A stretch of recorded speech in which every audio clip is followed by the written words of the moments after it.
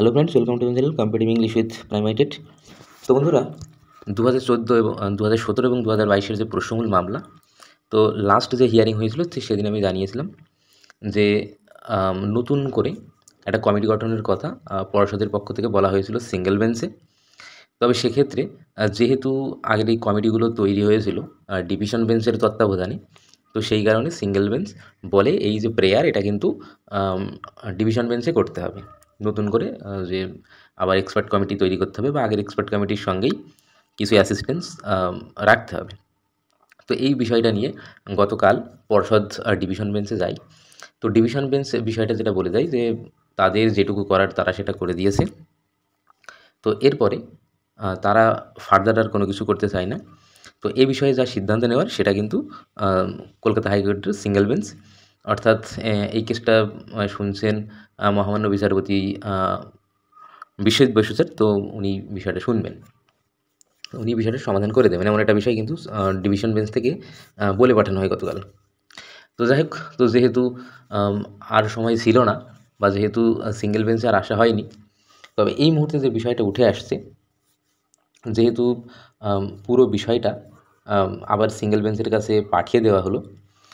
আচ্ছা, আরেকটা বিষয় আমি এখানে বলে রাখি। তো এখানে বর্তমানে যে বিষয়টা রয়েছে সেটা হলো সব যেসব প্রশ্নগুলো মানে 22 এবং 17 থেকে 22, 24 এরকম কোশ্চেন, তো সেগুলো কিন্তু ভুল রয়েছে। তো এর মধ্যে থেকে খুব সম্ভবত 3টে কোশ্চেন বাদ দিয়ে বাকিগুলো কিন্তু সবই রেডি হয়ে গেছে। এই 3টে ম্যাথ এবং ইংলিশ পেডাগোগির কোশ্চেন, তো যেটাতে এক্সপার্টরা কিন্তু একমত হতে পারছে না, এটা কন্ট্রোভার্সি তৈরি হয়েছে। তো যাই হোক, তো আলাদা এক্সপার্ট কমিটি গঠনের জন্য যেটা ডিভিশন বেঞ্চের কাছে যাওয়া হয়েছিল, তো ডিভিশন বেঞ্চ যেটা জানালো আমি কিন্তু সেটা তুলে ধরলাম। তো এবার এই কেসটা আবার মেনশন না হলে বা এই কেসটা আবার না উঠলে এই বিষয়গুলো তো আর জানানো যাচ্ছে না সিঙ্গেল বেঞ্চের কাছে যে ডিভিশন বেঞ্চ কী ডিরেকশন দিল। তো যাই হোক, তবে এই কেসটার যে পিটিশনারদের পক্ষ থেকে যে লয়ার রয়েছেন আলী হাসান আলমগীর স্যার, তো উনি বিষয়টা যেটা জানাচ্ছেন যে এরপর কেসটা যখন উঠবে, তো তখন পিটিশনারদের পক্ষ থেকে অর্থাৎ আলী হাসান আলমগীর স্যার, তো উনি জানাবেন যে যেগুলো কোশ্চেন অলরেডি সমাধান হয়ে গেছে সেই রিপোর্টটা যেন সাবমিট করা হয়, সেটা একটা বিষয়। আর আরেকটা বিষয় যেটা রয়েছে সেটা যেটুকু জানা যাচ্ছে, 3টে প্রশ্নের উত্তরে কিন্তু কন্ট্রোভার্সি রয়েছে এক্সপার্টদের মধ্যে।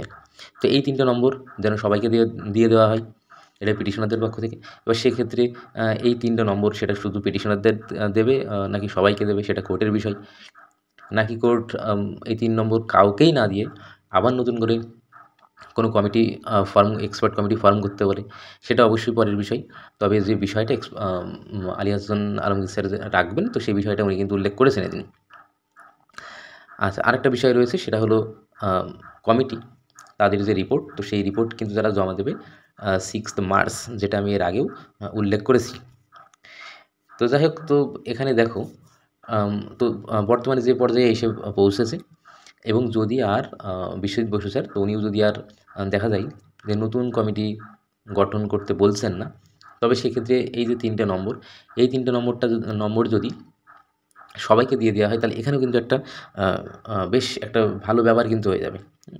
যারা হয়তো 2 নম্বর 3 নম্বরের জন্য হয়তো আটকে ছিল, কোয়ালিফাই করতে পারছিল না, তো তাদের জন্য কিন্তু এটা একটা খুব ভালো একটা সুযোগ হবে।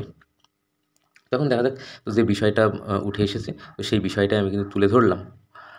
তো এরপরে দেখা যাক, হয়তো কয়েকদিনের মধ্যেই আবার শুনানি হবে, তো সেই শুনানি পর্বে কী উঠে আসে, তো সেই বিষয়টা আমি তুলে ধরব। তো অবশ্যই প্রাইমারি সংক্রান্ত বিভিন্ন খবর পেতে আমাদের চ্যানেলের সঙ্গে যুক্ত থাকবে। ধন্যবাদ।